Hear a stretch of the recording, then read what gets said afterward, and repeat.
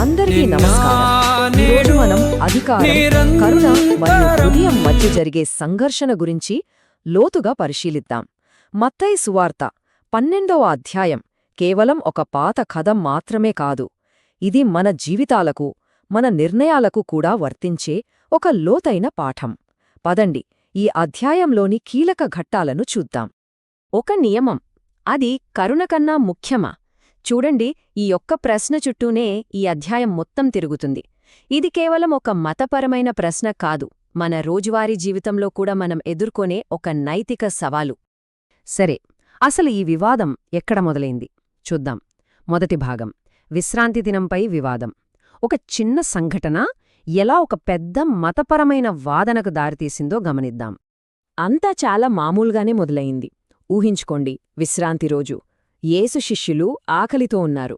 వాళ్ళు పొలంలోంచి నడుస్తూ కొన్ని గోధుమ కంకులు తుంచుకొని తిన్నారు. ఎంత సింపుల్ విషయం కదా. కానీ సరిగ్గా ఇదే అక్కడున్న మతపెద్దలతో ఒక పెద్ద ఘర్షణకు దారితీసింది. ఇక్కడే అసలు సమస్యంతా ఉంది. రెండు భిన్నమైన ఆలోచనలు. ఒకవైపు పరిసయ్యులు. వాళ్ళేమంటున్నారంటే, చూడండి, విశ్రాంతి దినం నియమాన్ని అస్సలు ఉల్లంఘించకూడదు, అది చట్టవిరుద్ధం అని చాలా గట్టిగా వాదిస్తున్నారు. కాని మరోవైపు యేసువాదన చూడండి, అది పూర్తిగా వేరు. ఆయనేమంటున్నారంటే, మనిషి అవసరం తీర్చడం, కరుణ చూపించడం అదే అన్నిటికన్నా ముఖ్యమని.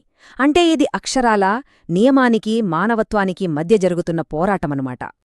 అప్పుడు యేసు ఒక మాట అన్నారు. ఆ మాట వాళ్ల అధికారాన్నే ప్రశ్నించేలా ఉంది. ఆయనేమన్నారంటే, మనుష్యకుమారుడు విశ్రాంతి దినమునకు కూడా ప్రభువు. అంటే ఏంటి? ఆయన కేవలం నియమాన్ని పాటించేవాడు కాదు, ఆ నియమం మీదే ఆయనకు అధికారముందని చెప్పకనే చెప్పారు. సరే, ఇక్కడతో ఈ వాదన ఆగలేదు. నిజానికి ఇది ఇంకా తీవ్రంగా మారింది. కేవలం మాటలతో ఆగకుండా ఇంకా ప్రమాదకరమైన స్థాయికి వెళ్ళిపోయింది. చూద్దాం, కుట్ర మరియు స్వస్థతలు. వివాదాన్ని తగ్గించడం పోయి యేసుదాన్ని ఇంకా పెంచారు. ఎలాగంటే, సమాజమందిరంలో అందరూ చూస్తుండగా అదే విశ్రాంతి దినాన ఆయన ఊచచెయ్యున్న ఒక మనిషిని బాగుచేశారు. ఇది వాళ్ల ముందే వాళ్ల నియమాల్ని సవాల్ చేసినట్టయింది. దీంతో పరిసయ్యుల స్పందన ఎలా మారిపోయిందో చూడండి. స్టెప్ బై స్టెప్ వాళ్ల కోపం ఎలా పెరిగిందో అర్థమవుతుంది. మొదట వాదించారు. అది పని చేయకపోయేసరికి ఆయన్ని చంపడానికి ప్లాన్ చేశారు. చివరికి వాళ్ల దగ్గర ఏమీ లేక ఆయన శక్తి సాతాను నుంచి వచ్చిందని బురద చల్లడం మొదలుపెట్టారు.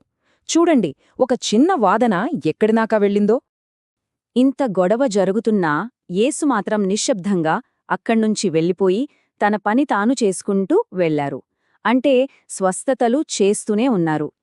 ఇది కేవలం వెనక్కి తగ్గడం కాదు, ఇది ఒక పురాతన ప్రవచనాన్ని నెరవేర్చడమన్మాట. ఆయన దేవుడు ఎన్నుకున్న సేవకుడని, ప్రియమైనవాడని మరియు ప్రపంచానికి న్యాయం తీసుకువస్తాడని చెప్పే ప్రవచనమది. ఇప్పుడు మనం ఈ ఘర్షణలో అత్యంత కీలకమైన భాగానికొచ్చాం, రాజ్యంపై వాదన. ఇక్కడ అసలు యేసు శక్తి ఎక్కడ్నుంచొస్తోంది అనే దానిపైనే పెద్ద దాడి జరిగింది.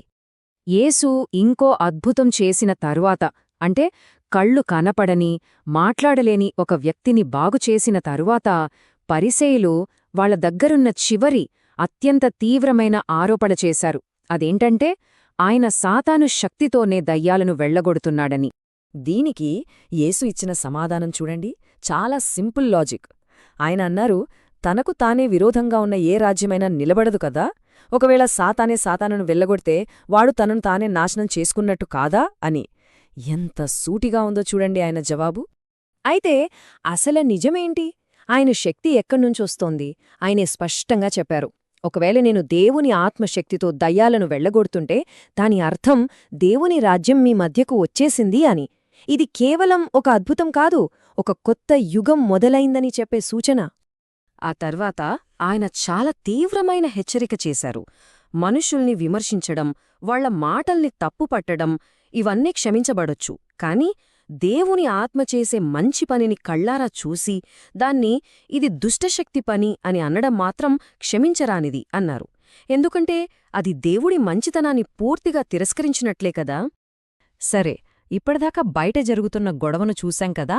ఇప్పుడు యేసు బోధన మన లోపలికి, అంటే మన మాటలకి, వాటి వెనుకున్న మన మనస్సుకి మళ్ళుతుంది. మరి ఒక మనిషి నిజస్వరూపాన్ని ఎలా తెలుసుకోవాలి? దీనికి యేసు చాలా సులభమైన పోలిక చెప్పారు.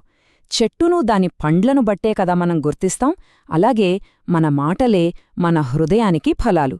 చూడండి, మంచి హృదయం ఉంటే మంచి మాటలు, మంచి పనులు వస్తాయి. అదే చెడ్డ హృదయం ఉంటే చెడ్డ మాటలు, చెడ్డ పనులే వస్తాయి. మన మాటలు మన మనస్సుకు అద్దం పడతాయన్నమాట. ఇంతేకాదు, మన మాటలకు ఎంత బాధ్యత ఉందో చెప్తూ ఆయనొక విషయం నొక్కి చెప్పారు. విమర్శ దినాన మనుషులు మాట్లాడే ప్రతి పనికి మాలిన మాటకు కూడా లెక్క చెప్పాల్సి ఉంటుంది. ఇదంతా చూశాక కూడా కొంతమంది వచ్చి మాకు ఏదైనా అద్భుతం చేసి చూపించు అని అడిగారు. అప్పుడు యేసు వాళ్లకి ఒకే ఒక సూచన ఇస్తానన్నారు. అదే యోనా సూచన. యోనా ఎలాగైతే 3 రోజులు చేప కడుపులో ఉన్నాడో అలాగే మనుష్యకుమారుడు కూడా 3 రోజులు భూమి గర్భంలో ఉంటాడని చెప్పారు. ఇది ఆయన మరణం, పునరుత్థానం గురించిన ఒక ప్రవచనం. ఇక ఈ అధ్యాయంలో చివరికి వచ్చేశాం. ఇక్కడ చాలా శక్తివంతమైన ఒక బోధ ఉంది. ఇది కుటుంబం అనే మాటకు మనకి తెలిసిన అర్థాన్నే మార్చేస్తుంది. అసలు నిజమైన కుటుంబమంటే ఎవరు? ఆయన ప్రజలతో మాట్లాడుతుండగా ఆయన తల్లి, సహోదరులు ఆయన్ని చూడటానికి వచ్చారు. అయితే యేసు ఆ సందర్భాన్ని వాడుకుని అక్కడున్న వాళ్లందరికీ ఒక లోతైన పాఠం చెప్పాలనుకున్నారు. అందుకే జనసమూహాన్ని ఒక ప్రశ్న అడిగారు. ఆయనేమడిగారంటే, ఎవరు నా తల్లి, ఎవరు నా సహోదరులు?